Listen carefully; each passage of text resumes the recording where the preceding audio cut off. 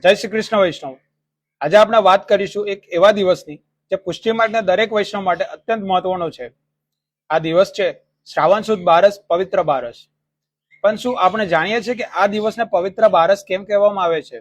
અને આ દિવસનો સંબંધ સીધો શ્રી મહાપ્રભુજી અને શ્રી દામોદર દાસ હરસાણીજી સાથે કઈ રીતે જોડાયેલો છે?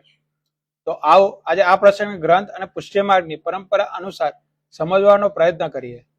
શ્રી મહાપ્રભુજીની ચિંતા શ્રાવણ સુદ 11ની મધરાત્રિનો પ્રસંગ છે. શ્રી મહાપ્રભુજી શ્રી વલ્લભાચાર્યજી ગોકુલમાં શ્રી ગોકુલચંદ્ર માજીના ચિંતનમાં હતા. તેમના હૃદયમાં એક જ ભાવ હતો, આ જીવ જે ભગવાનથી વિખૂટો પડી ગયો છે તેનો ભગવાન સાથે સંબંધ કેવી રીતે જોડાય? જીવ સંસારના અનેક દોષોથી ઘેરાયેલો છે અને ભગવાન તો સર્વથા શુદ્ધ જ છે. તો આવા જીવોને ભગવાન સાથે સંબંધ કેવી રીતે સ્થાપિત થાય? આ ચિંતામાં શ્રી મહાપ્રભુજી હતા.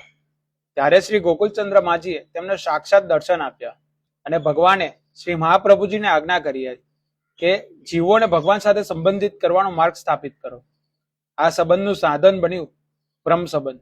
આ પ્રસંગને પુષ્ટિ માર્ગમાં અત્યંત મહત્વ આપવામાં આવે છે. પરંપરા મુજબ આ જ પ્રસંગે શ્રી મહાપ્રભુજીએ શ્રી ગોકુલચંદ્ર માજીને પવિત્ર ધારણ કરાવી અને શ્રી મિશ્રીનો ભોગ ધરાવ્યો.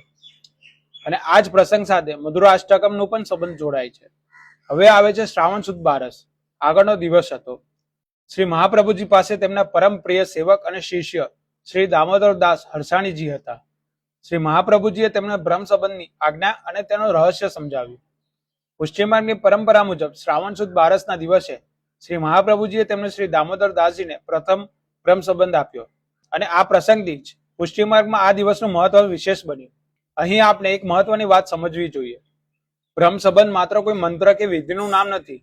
તેનો મૂળ ભાવ છે, મારું બધું જ શ્રી કૃષ્ણનું જ છે અને હું પણ શ્રી કૃષ્ણનું જ છું. શ્રી મહાપ્રભુજીના 16 ગ્રંથોમાંના એક સિદ્ધાંત રહસ્યમાં બ્રહ્મ સંબંધનો આ મૂળ સિદ્ધાંત સમજાવવામાં આવ્યો છે. જીવ પોતાનો દેહ, ઇન્દ્રિયો, પ્રાણ, અંતઃકરણ, ધન, ઘર, પરિવાર અને અંતે પોતાના આત્મા સહિત બધું શ્રી કૃષ્ણને સમર્પિત કરે છે. અર્થાત હે શ્રી કૃષ્ણ, હું તમારો જ છું. આ છે બ્રહ્મ સંબંધનો મૂળ ભાવ. તો પવિત્ર બારસ કેમ? હવે પ્રશ્ન આવે, આ દિવસને પવિત્ર બારસ કેમ કહેવાય છે? કારણ કે આ દિવસે શ્રી મહાપ્રભુજીએ પોતાના પ્રથમ શિષ્ય શ્રી દામોદર દાસજીને બ્રહ્મ સંબંધ આપ્યો.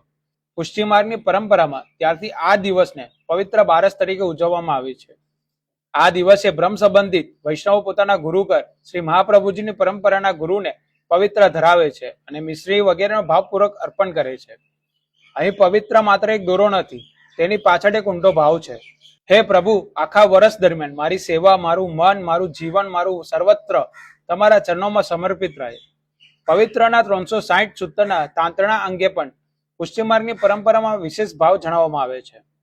તેને વર્ષના 360 દિવસો સાથે સંકળાવવામાં આવે છે અને 24 ગાંઠોને 24 એકાદશીના પ્રતીક તરીકે સમજાવવામાં આવે છે. સૌથી મોટો સંદેશ આ આખી કથામાંથી આપણે શું શીખવાનું છે? પવિત્ર બારસ આપણને માત્ર પવિત્ર ધારણ કરવાની વિધિ શીખવતો દિવસ નથી.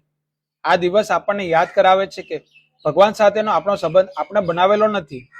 આ સંબંધ શ્રી મહાપ્રભુજીની કૃપાથી મળ્યો છે.